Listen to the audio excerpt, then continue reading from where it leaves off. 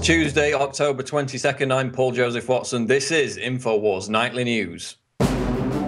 Tonight on the Infowars Nightly News, 47 million food stamp recipients to have their benefits cut back on November 1st, while DHS spends $80 million in tax dollars to quell civil disturbance. Plus, Alex Jones and Anthony Gucciardi reason with the San Antonio police chief at the Alamo over gun control. All that and more on the Infowars Nightly News.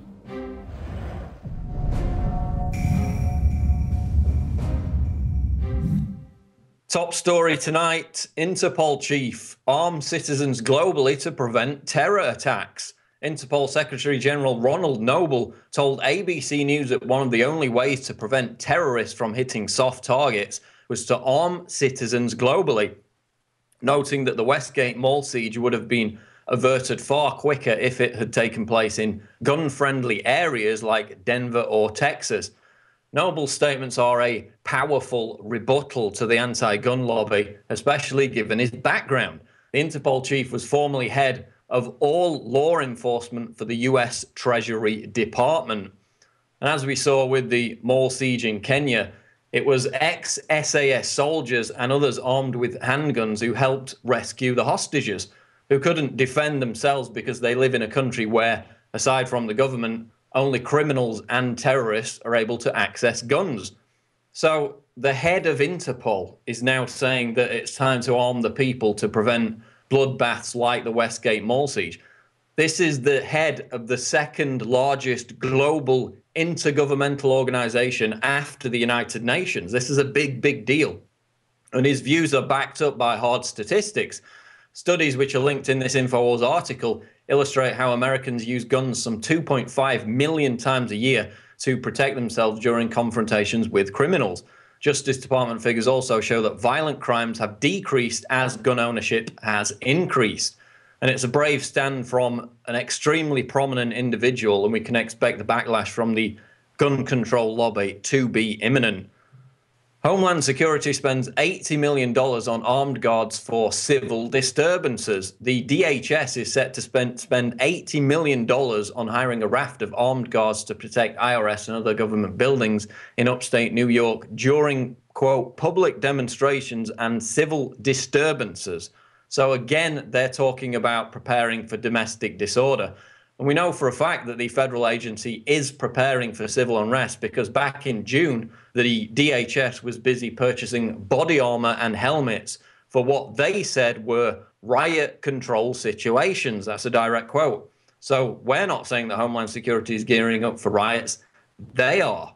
And what form could such domestic disorder take? Well, last year, FPS agents, which is a unit of the DHS, ran a drill entitled Operation Shield, during which armed FPS agents with semi-automatic guns were stationed outside a Social Security office in Florida. So are they preparing for an anti-IRS backlash, potentially in relation to Obamacare? Or are they possibly gearing up for what happens when benefits get cut or ultimately withdrawn altogether? Which leads us into our next story. EBT looters to be shamed online. Looters who took advantage of last weekend's EBT card system failure to steal Walmart groceries are to be shamed into admitting guilt by having their photos posted online. And the police there in Many, which is in Louisiana, are resorting to this measure to try and catch the culprits. Of course, this is in response to the crash of the electronic benefits transfer system last weekend, which prompted shoppers in several Walmarts to leave the store with goods they hadn't paid for, in addition to others who staged mini riots when the system went down. So if a downtime of merely hours in this case causes mini riots, how about a massive cut in benefits for millions of Americans? That's the subject of Michael Snyder's article today entitled 47 million food stamp recipients are having their benefits cut on November 1st. 47.6 million Americans are about to have their food stamp benefits cut, and most of them have absolutely no idea that it is about to happen. And this is basically a recession-era boost in benefits that took place back in spring. It's now set to end. there's going to be a $36 per family cut in food stamp benefits. And considering that the current average monthly food stamp income is just $272 per household, that's a huge amount for those living on the poverty line. So are we going to see shelves stripped bare in areas like we did in the aftermath of the EBT card crash? Does appear to be a very possible outcome. And again, it all goes back to dependency on government. When the rug is pulled out from underneath people's feet, there's no real safety net, and this is what they have to resort to. So the question is, those people who are suffering most from this, those on the poverty line, set to get their benefits cut once again, are we going to see riots? Are we going to see unrest like we did on a smaller scale last weekend with the EBT card system failure? National News reports mysterious phone calls from 865-6696 may install NSA surveillance code on your iPhone. All across America, people who have Sprint service on their iPhones and other mobile devices are receiving repeated calls from the number 865-6696 without any area code. Sprint message boards are full of thousands of complaints of people experiencing this issue, but no one seems to understand the true reason why these calls are being made. So Mike Adams talked to a cybersecurity expert who told him that this was actually an NSA Trojan horse, which works by downloading a data packet onto your phone in seconds when you answer the call. According to the expert, this is being targeted at people with older iPhone 4s because the snooping technology already installed on their devices is in need of an upgrade. Adams writes, when I asked my contact why this would be happening, he answered that in his belief, the program was a test rollout on the Sprint network only, and that testing was being done to establish human behavior patterns, as well as answer rates, hold times, and payload install time requirements. This information could then be used to determine whether a more expanded rollout across other phone networks would make sense. So the takeaway here is, whatever the true purpose behind this, if you get a call from 865-6696, don't answer it. It could be the NSA downloading a Trojan packet onto your phone. Finally tonight, petition launched demanding White House open source disastrous Healthcare.gov code. A petition has been launched on the White House website demanding that the Obama administration release the defective code for Healthcare.gov website to the open source community, a move that would make public the errors that have led to such a disastrous rollout.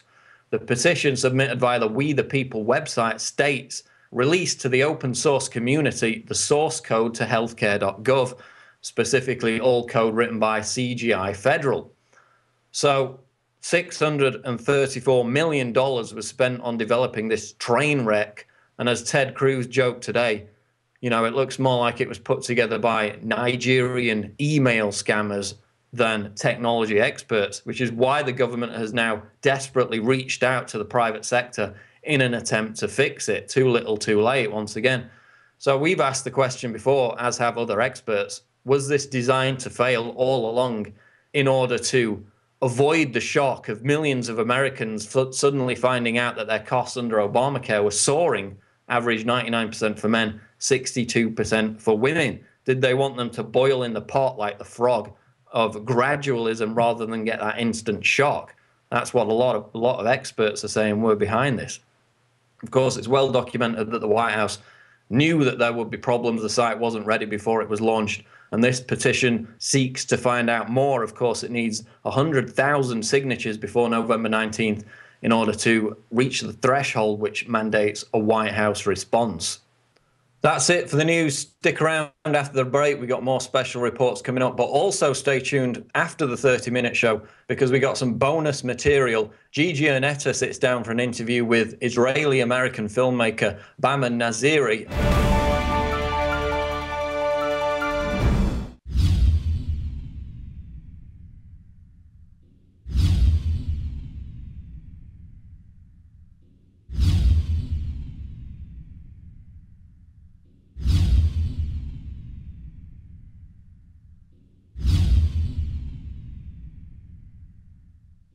Why is nascent iodine so important? Nascent iodine is so important because it goes directly to the thyroid. It's not bonded to a salt, which means it doesn't have to be broken down. and it's the most usable form. It's what the body uses. It's what the body is designed to use. If you have low energy levels, if you have pains, if you have thyroid problems, if you don't feel up to par, well, they've proven now that the fluoride and a lack of iodine causes a decreased IQ, because you have all this stuff that builds up inside your system and builds up and builds up. And that's why some people, when they start taking iodine, will have what's called a Herxheimer reaction or a detoxification reaction. But that's a good sign. That means you're detoxifying all that fluoride buildup, the mercury buildup in there, the bromine buildup in your system, and the chlorine buildup in your system. You don't want those things. All of those things have been proven as carcinogens. That's one of the reasons prostate cancer is on the rise too, is because prostate takes up iodine, and the men that are lacking iodine causes the prostate to become cystic and causes the prostate to swell and eventually leads to prostate cancer. There's been an extreme rise in polycystic ovarian disease, PCOS, with women, fibrocystic breast disease, because iodine is stored in the breast tissue, the ovaries, the prostate glands in men. It's utilized by every single cell in the body. Why does this almost taste good compared to other iodine that tastes horrible? That's because it's real iodine, atomic form. We wanted something that's going to go straight into the bloodstream and straight into the thyroid gland. We wanted to put it in a vegetable glycerin base. That's a USP kosher certified vegetable glycerin base. And that product is not tested on animals. It's vegan friendly. It's gluten free. It's GMO free. Of all the things I've done, Nascent Iodine was just absolutely amazing. So we developed with Dr. Group a double strength, low price, Infowars Life.com Survival Shield, the Atomic Nascent Iodine, available right now. This past weekend, Alex Jones and Anthony Gucciardi confronted the San Antonio police chief at the Alamo event. Let's see what happened. Hey, you're out here, Chief. How's it going? What's happening, dude? Alex Jones. Hey, Alex. Did you join the speeches and stuff? Absolutely. Absolutely. Well, I hope they get rid of that unconstitutional city ordinance. What do you say? Well, we'll see what happens. I had a question for you. We ended up speaking to an officer who told us that, yeah, we're just filming you guys up at that building over there, which you could clearly see officers filming us. They said, yeah, we're just filming you because it's a large gathering. You said it's about large gatherings. There's been plenty of large gatherings before that's not been filmed. You're filming it. Just tell me the truth. You're filming it because it's a Second Amendment rally. I'm filming it because I'm worried about any repercussions if something evil or nefarious or bad were to happen. I'm not questioning it. I'm wondering what the intel is as to why they have to film us all. We don't put our intel out there. Here's my issue. The police support the Second Amendment, which most of them do. We like them. Overall, they're good. We're glad this is going off as a good event. Separately, like when the police last time sent me the terror attack on Austin a few months ago that was imminent, from the Department of Defense, and then it turned out it was fake. The feds were just scaremongering people, and the police still have to respond to those threats even if they're fake. But that's how Homeland Security creates the fear to then justify things. But separately, with all the people on Prozac-type drugs in a city of millions of people, there are unstable folks. I'm happy the police are armed, and I'm happy we're armed. What do you think, Chief, about the Second Amendment? I think that all the amendments, people have the right to exercise their constitutional rights. Would you confiscate guns if given federal orders to do so? You're asking me hypotheticals. Yes, that's not going there. Hypothetical. Would you? Again, I can't even begin to guess what I would do as far as the hypothetical situation you're speaking of. I haven't been given an order like that. So. But they did it in New Orleans. They went to high and dry areas and took the guns. And then a federal law had to be written saying that was illegal. There was already a law. But, what's that, the Hatch Act? My question is, if Obama said that the Second Amendment is now invalid and all officers must go door to door and confiscate their weapons, Obama said that, or our Lord and Savior said that to us, would you do that? Hitler. I mean, what would you think about that, personally? You're asking hypothetical. Well, I mean, the police are You're sworn to uphold the Constitution. So that's what you do. So you would say no to confiscating guns from the general public. I mean, it would be illegal for Obama to do that. It would be against the Constitution. If Santa Anna was our president again and he said go confiscate the guns, would you do it? We're not turning them in. No, you would obey it. You're not going to get promoted up to the Justice Department if you answer this right. Say, I will take the guns from the American scum, and you could probably become the head of Homeland Security. I will take them from your cold dead hands. Say that. Just say, I'm coming for you, American scum. We're going to get your guns. If you say that, you're going to the top. DHS. White House. You'll be like Arte Saveda. You'll be up there with Obama. You'll be powerful. Just do it. Just say, I hate American scum. We'll get your guns, and you'll be working for the feds making $400 grand a year. And there'll be drug money on the side. You know, they all run those. I don't think you would do it. I don't know about you. What do you say? Would you disarm the public if Obama, your Lord and Savior, told you to do so? It's a hypothetical question. Yes, it is. It is hypothetical. It's your oath is illegal, not sir. hypothetical. Couldn't even begin to guess. Well, did you take an oath to the Constitution? Couldn't even begin to guess, sir. You don't know if you took an oath to the Constitution? Oh, I took an oath. And is the Second Amendment in the Constitution? Sure. It still is, right? Mm-hmm. So but Bloomberg says that means you have a right to turn them in. Yeah, so this... Like we have rights in this phantom zone, like, you know. So I guess by taking an oath to the Constitution, which the Second Amendment, to my knowledge, as far as I'm concerned, is still in the Constitution. So by taking guns from people, that's going against the Constitution. So by saying that you may do so, Obama is now above the Constitution. Is that true? I never said I may do so, sir. I stand behind It's a hypothetical. Is Kim Jong-un supreme? Look, let me stop. Sure. I'm not here to debate with you guys. Well, I'm not here to debate with you either. Asking a very simple question. Every single officer, by the way, I've asked this to, they always say no right away. Hey, but There's listen, no thing. They have put up with record amounts of pestering, though. Yeah, I understand that you don't want to pledge to Obama. It's okay. Everything's good. Stay tuned, because after the break, we'll see what happened when Alex Jones spent time with security guru John McAfee. That's coming up next on Infowars Nightly News.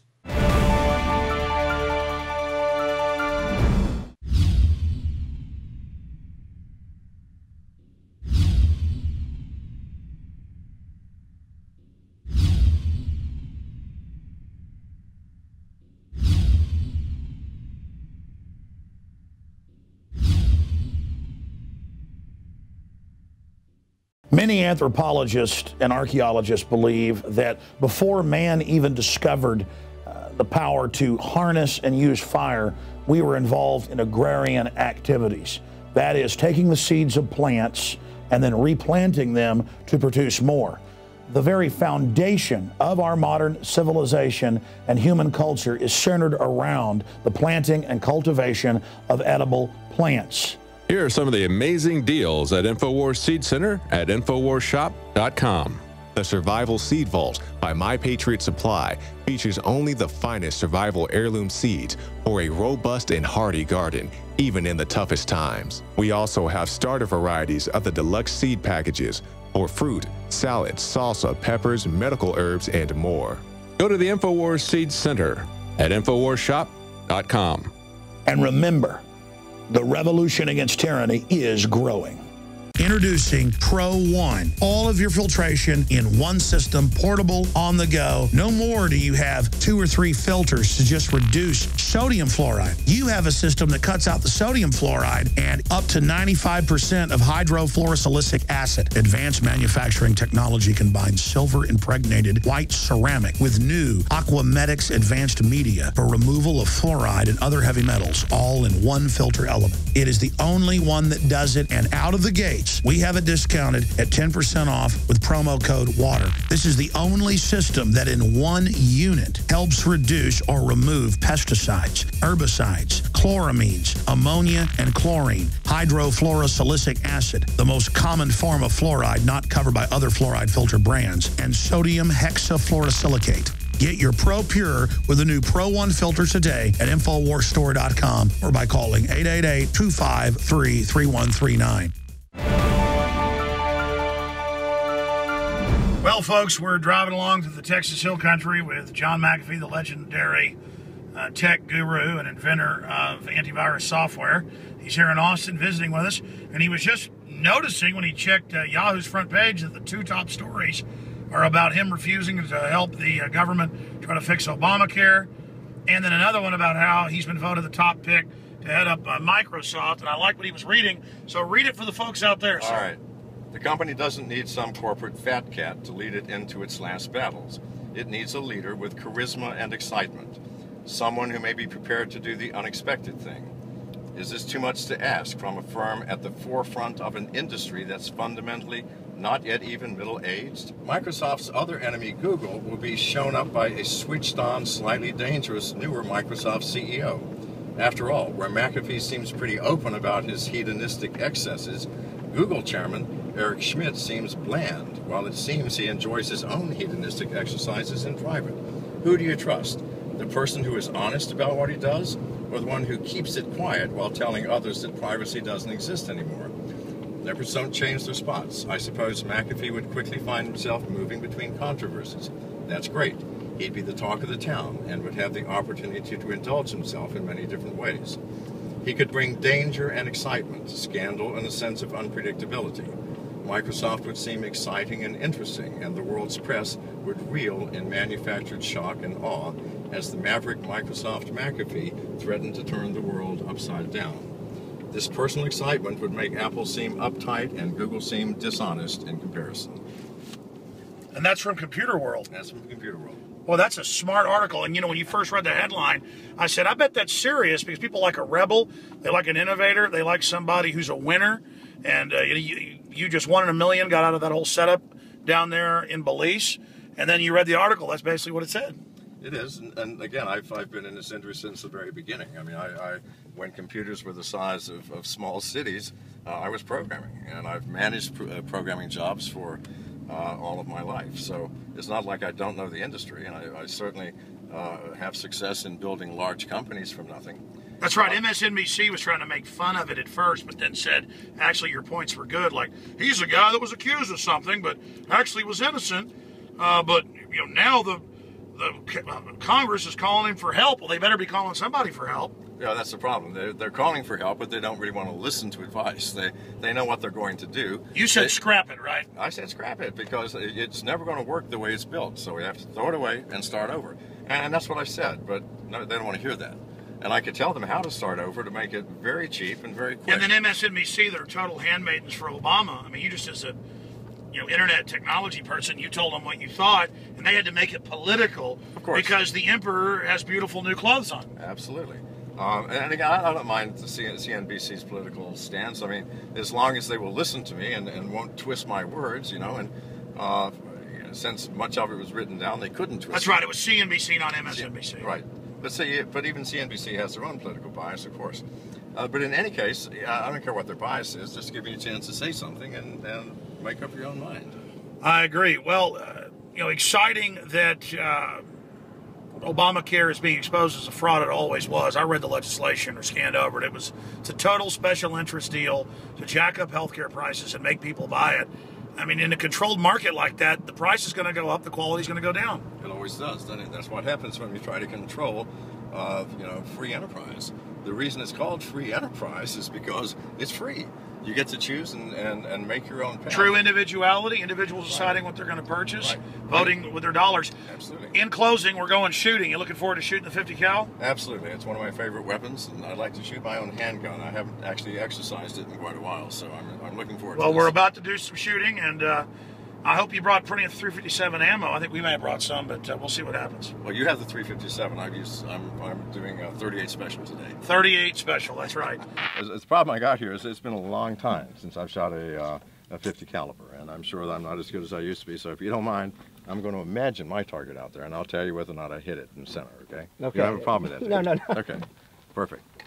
Just like Obamacare. Well, we don't have very good targets out there, so you can just imagine them, I guess. Yes, Obamacare is the same thing, you know, right? They've imagined the rollout as being successful, and therefore they've met their expectations. That's right. I'm sure I want to every do the same thing with my target. I'll hit it point blank every time. I'm sure every shot is going to be a success. It's perfect. That's perfect. right. Well, Shane, we just did a lot of shooting. What was your favorite part of all the different guns we shot on the upcoming Brothers in Arms? Well, it was watching John shoot the 50 cal. It was pretty amazing, especially the fact that you are left-handed, or you're right-handed, and you shoot left-handed. That's pretty amazing. You were doing pretty good for having that handicap. Well, I was amazed I could even lift it. You know? It weighs more than my wife. So, yeah, I had a blast. I really did. We did a great job. Thank you, sir. The last time I talked to you, you were hiding out somewhere in the Belizean jungle, and you made it out. I tell you, I saw that article today. America loves the success story of an adventurer. That they do. Well, I was fortunate. I had good help, and I was careful. I kept my head low, and for a month and a half, I evaded the 7,000-man army. All of them had my photograph looking for me, and 4,000 police, and managed to get across the border carrying, 2 reporters and a retinue of young girls. So I think that was success. How did you do it? Mostly by misdirection. Telling friends that I knew were unfaithful friends that I was in one place when I wasn't, and they would then tell the government, and they would all rush there, and I'd be somewhere else. And I got across the border because the southern border was completely manned with guards. I managed to arrange to get arrested in Mexico. It was a double that looked like me, and had that reported in the international press. And everybody went north to the Mexican border, and I just waltzed across the southern border into Guatemala. You sound like a James Bond character. We're hanging out with James Bond right now. Did you know that? That's amazing. Yeah, well, at the time it was a little bit spooky, but I knew I could do it. I also chose a day that it was raining. And in Belize, no police officer gets out of their car in the rain to check another car. This is a fact. So I chose a rainy day, and we drove 200 miles down the southern highway and passed a bunch of checkpoints, and the police were all huddled in their cars looking out the window, and no one stopped us. No one did anything. I was reading Computer World today. They had a big vote, and you're the most popular person, they said, to head up Microsoft. You know, that surprised me, actually. It was, I think, Tech Week that did the survey of 10 or 20,000 users, and they all voted, and I was number one. I had 27% for me, 24% for Bill Gates, and the other 30 people only got less than 10% of the vote. So I don't know whether the world has gone crazy or what, but I wouldn't take that job. It's too boring. I almost forgot the whole reason I was doing this quick interview is I asked if you're going to be writing a book anytime soon. I saw in the news that there's two major movie companies, Warner Brothers and somebody else I forget, that are already making a movie about your great escape down there from the clutches of the third world dictators. That's true. Warner Brothers has already announced the screenwriters, and then Impact Future Media in Canada is doing their own movie, and that script has already been written. I think the Warner Brothers movie is based on a book by Josh Davis, who claims that he lived with me for most of a year. He actually spent just a few hours with me in Belize and then went back and pretended to be the McAfee expert. So I'm anxious for both of them to come out. I'd like to see what I actually did. So. But then someday there'll be the real movie put out with what you really did do. Yeah, I hope so. Real soon. All right, John McAfee, thanks for talking to us. And folks can check out your website. Give them the address. It's whoismcafee.com. Whoismcafee.com. And we're at Infowars.com, out here with Shane Steiner on his beautiful ranch doing some shooting. Shane, thanks as always. Had fun. All right, Alex Jones signing off. Awesome. All right. For Infowars.com. Thank you, Alex. John McAfee and the 50 caliber shootout, coming to Infowars Nightly News, Wednesday, October 23rd.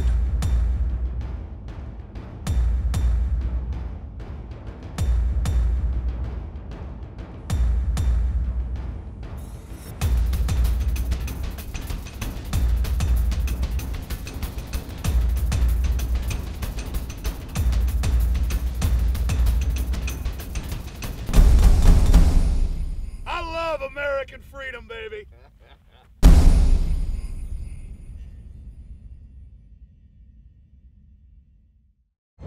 Stay tuned after the news for more special reports.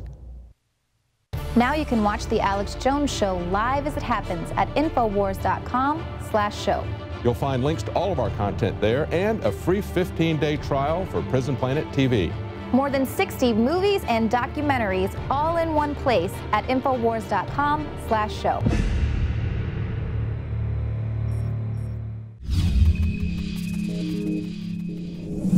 I'm Gucciardi Jackson with an Infowars Nightly News Alert. Are you willing to fire upon Americans? That's the question reportedly being asked of military personnel. And who's asking this question? The United States government themselves, according to the military personnel we've talked to. Retired Navy SEAL Benjamin Smith went on the Fox News channel, revealing how he believes the United States government is trying to provoke veterans into an armed confrontation. He was also on the Alex Jones radio show today, telling us about the litmus test he was given. Going back to the beginning of this administration, I've had friends within the community talking about how they were brought in and, questioned with people from, more towards the top side. And the questioning resulted in kind of where it was pointing was, do you feel comfortable disarming American citizens? And you can see that now with the shedding of a lot of the officers and stuff like that. It's we don't have the 100% track on it, but, there's a lot of funny things happening within military. Now that's bombshell, but I want to quantify that. I have Secret Service, FBI sources on record on the air, but also covert sources that are currently in. They say exactly that for 2 years. There is a litmus test where officers from the generals down to lieutenant generals, down to majors, down to sergeant, master sergeants, will you fire on U.S. citizens? And if you say no, you're sent to the worst hellhole or basically kicked out. If you say yes, you're put into special Homeland Security units. Quantify, you're saying people in the community, special warfare community, are saying they have been brought into litmus test meetings. Yeah. And at this moment in this conversation, it's, God, to bring it back to Van Jones. Oh, yeah. Oh, my God. Like, you remember him when he said you have to, like, for us to have the argument or to just have the conversation logically, and what he was saying with, like, the communists and the lefties and everything that Van Jones is, it's you drop the radical pose for the radical ends. And just to translate that into what this is, I understand a lot of libertarian, Ron Paul, a lot of people that are your listeners get like fervent and very strong about it. And it's not about, being the person that's the loudest right there, having that logical conversation to where someone else can reply and you can go back with facts. And it's a logical conversation that needs to be had. And you can see the rest of the bombshell interview on prisonplanet.tv, where if you're not a member, you need to join today. You get a 15-day free trial, and you can also share one username and passcode with up to 11 different people. Get your membership today. Now stick around, because after this we'll have more special reports. I'm Gucciardi Jackson, and this has been an Infowars Nightly News Alert.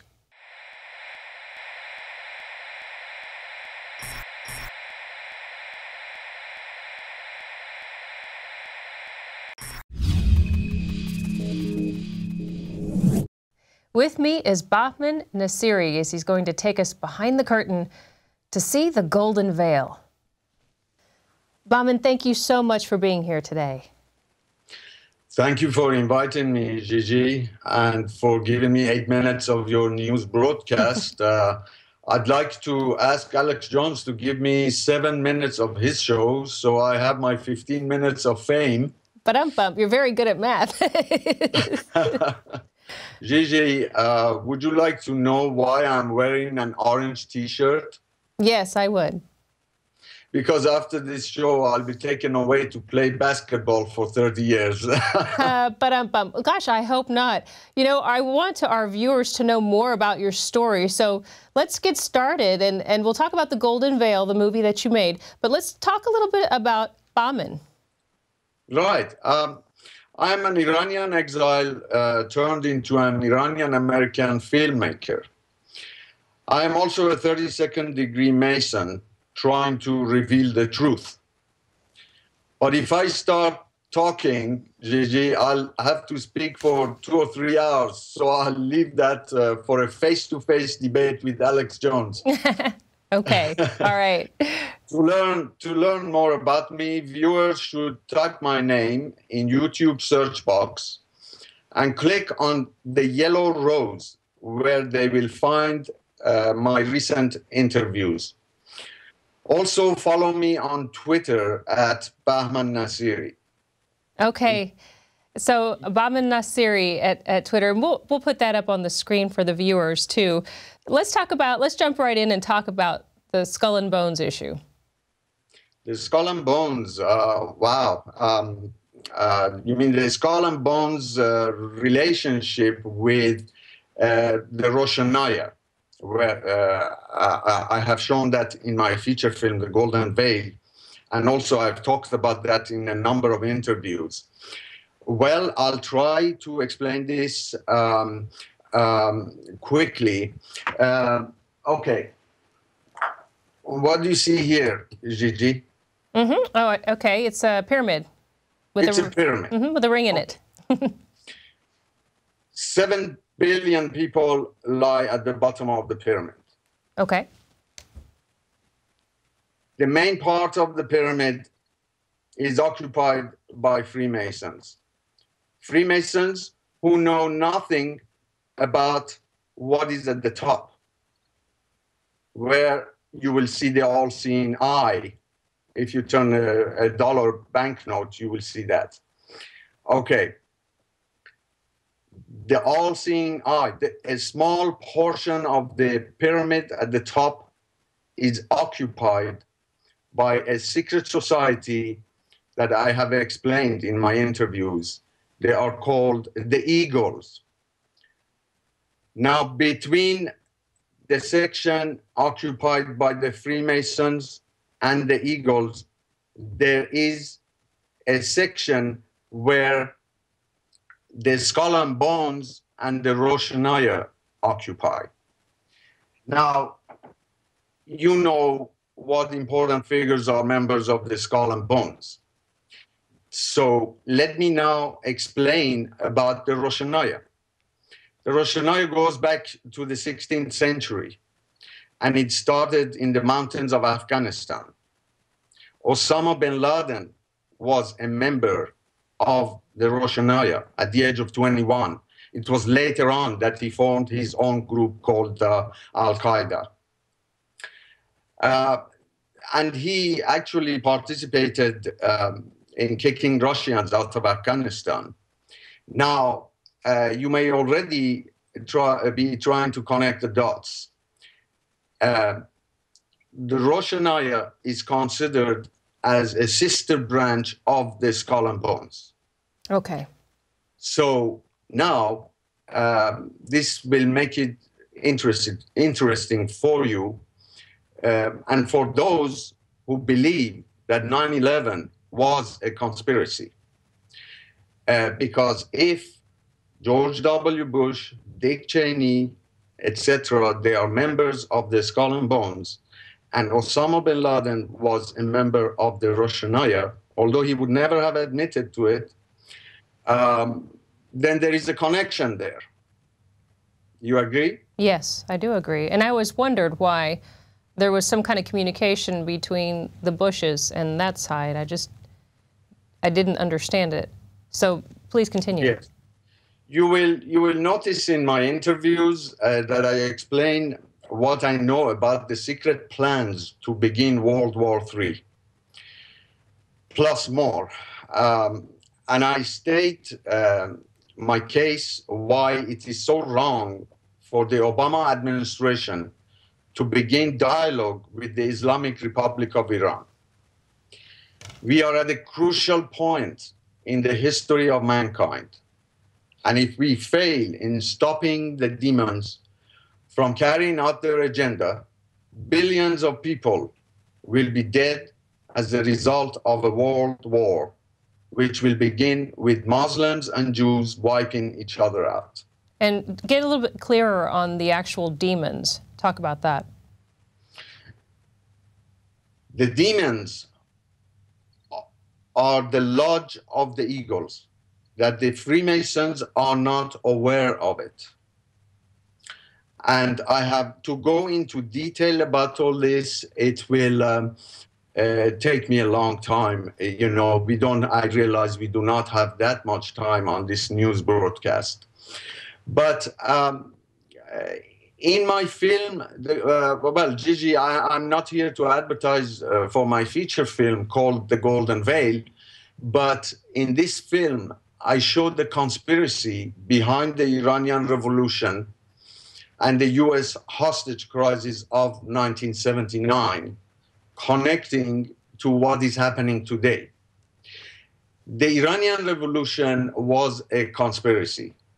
As the first step of the final chapter of the New World Order. And what we are going to see over the next couple of years is Islamic countries in the Middle East turning into Islamic fundamentalists one by one, as we have already seen happening. And I predicted this in 2011 during an MIT debate. Why? Because the big plan is to turn the whole of the Middle East into a big enemy against the United States and Israel, to stage a big war. And behind the scenes, they will be encouraging Iran to manufacture its nuclear heads. Because to make big war, you need big enemy. You wouldn't want a war that would be over in 2 or 3 days, like the overthrow of Saddam Hussein. So therefore, I do not believe all this love affair, I call it, between President Obama and the new Iranian President Rouhani. This is all a show. Mm-hmm. Behind the scenes, they will encourage Iran, they will support Iran behind the scenes to develop its nuclear heads, and that has to be stopped. Wow. And so how do the Chinese and North Korea and all the other big players figure into this?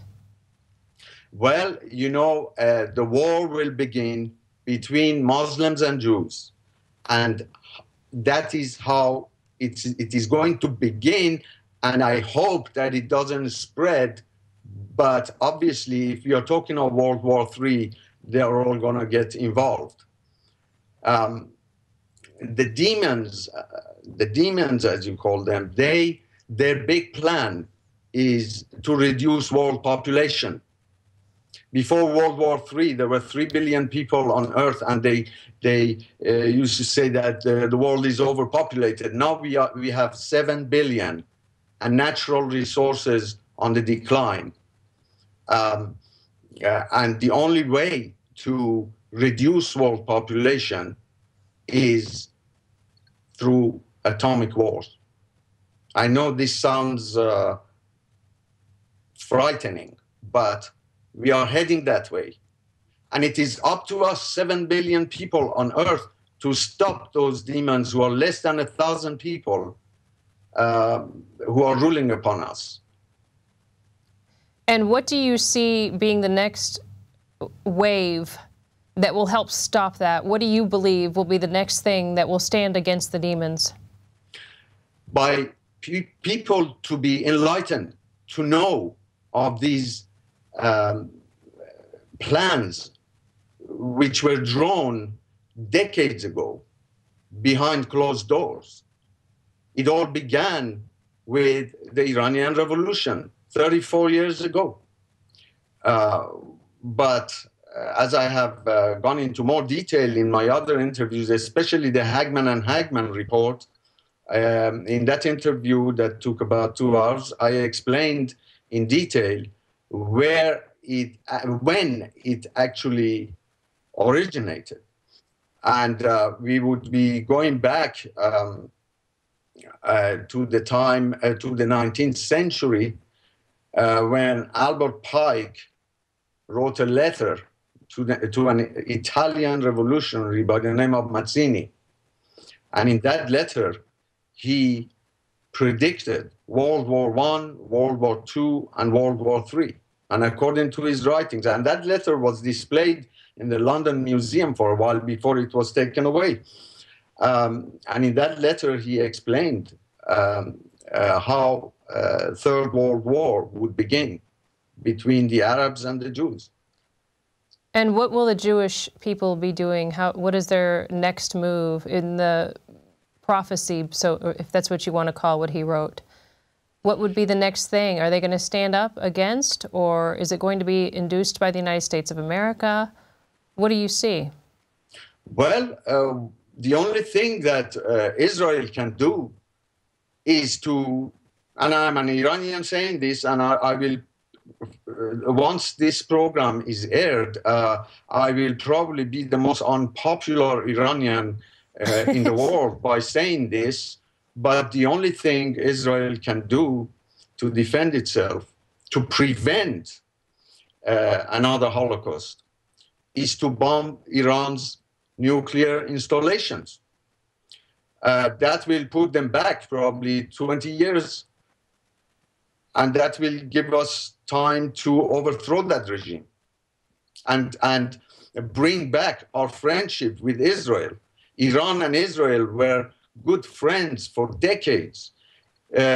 Jewish people were in Iran or the old Persia since the time of King Cyrus, who gave them their freedom. And that all ended with the Islamic Revolution of 1979. So you're not actually calling for action, though, against them. You're saying we can settle this in a peaceful way by disarming them, right? It will never be peaceful. Well, they are obviously not going to say, hey, here, take my nukes, right? No, they are not going to. They have one aim. The Islamic Republic of Iran has one aim, and that is to manufacture its nuclear heads and attack Israel, because they are looking forward to Armageddon.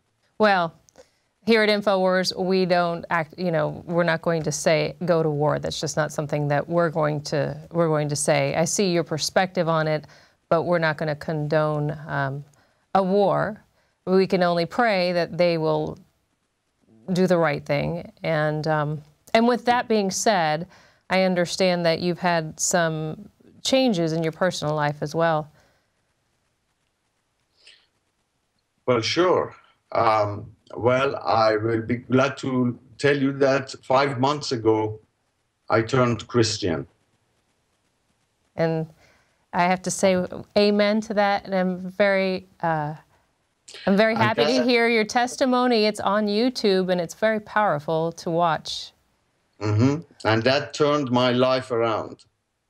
I finally realized that I had lived in darkness for 60 years of my life until I turned Christian. Well, our God is greater than any of those demons. And what we can hope for is that there will be some massive divine intervention that will disarm Iran. Well, to prevent war, there is a way. And that is for the Iranian populace to rise up and topple that regime by themselves. Amen. Amen. Amen. It's been really great talking with you, Baman. Gigi, I would like to congratulate you for your great performance in your movie Flag of My Father. Thank you, sir. Duly noted and received. And give us your Twitter page again so people can communicate with you. At Bahman Nasiri. And Gigi, if I have a few more minutes, I would like to salute Alex Jones with a message, if I may. Go right ahead. Gigi, do you see this? I love it. Yes. This is a .357 Magnum. Yes.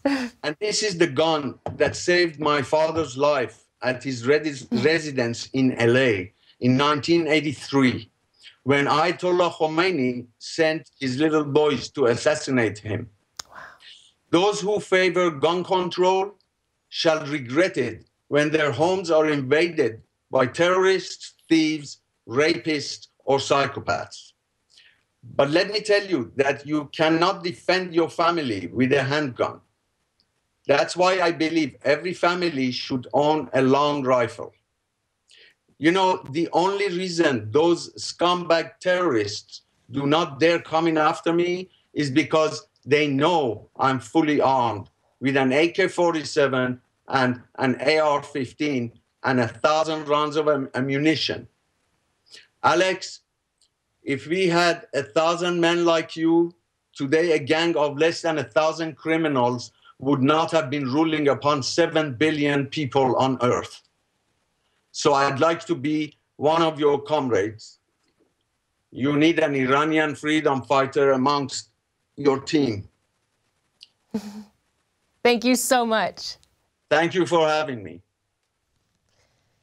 And of course, that was Baman Nasiri. And here at Infowars, we obviously don't want to encourage war. But there is an info war out there that we need to do battle in. And in that info war, I suggest that you reach out to people and tell them about prisonplanet.tv. You can give your username and password to up to 10 people and let them know about Alex Jones and the war that's on for your mind. I'm Gigi Arnetta for the Infowars Nightly News.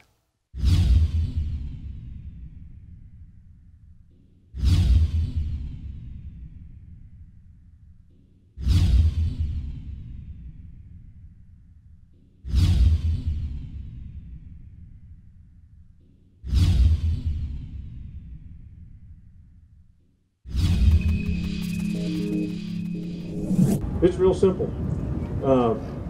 Not only we have, I see some come and take it flags, it's also interesting that the first battle of the Texas Revolution was in Gonzales when the Mexican army went to Gonzales to take the cannon away from the settlers who lived there. And they said no. They said come and take it. The Mexican army was unsuccessful in doing that. And then some of those men who were at that battle were also among the Martel 32 that rode to Alamo.